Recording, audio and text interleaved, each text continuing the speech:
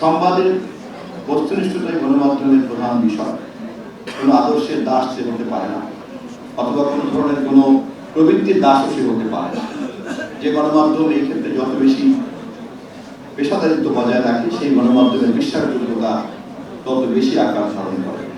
আমরা সমসাময়িক কালের পৃথিবীব্যাপী বিখ্যাত গণমাধ্যমগুলির দিকে যদি আমরা তাকাই, তার প্রধান শক্তি হচ্ছে তার বস্তুনিষ্ঠতা। গণমাধ্যম কোনো বৃত্ত অর্জনের প্রতিষ্ঠান হিসাবে পর্যন্ত পৃথিবীতে দেখা যায়। যত বড় বড় গণমাধ্যম প্রতিষ্ঠান আছে তা মূলত সমাজ এবং রাজনীতিকে বিনির্মাণের কাজে একটা গুরুত্বপূর্ণ ভূমিকা পালন করে।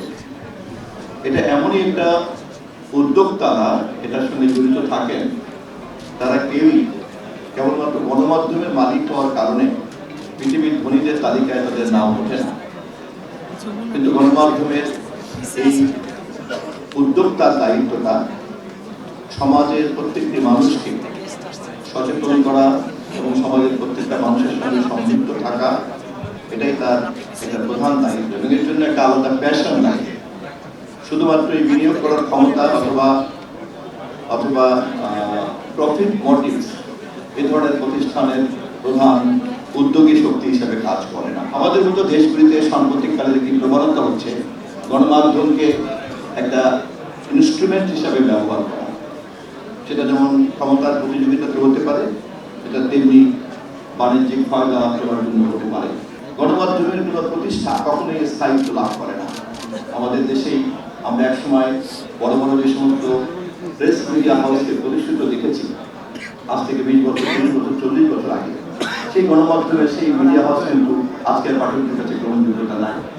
বিবর্তনের ধারাবাহিকতাতে নতুন নতুন গণমাধ্যম জনগণের কাছে সংবাদের মাধ্যম হিসাবে প্রতিষ্ঠিত হয়েছে।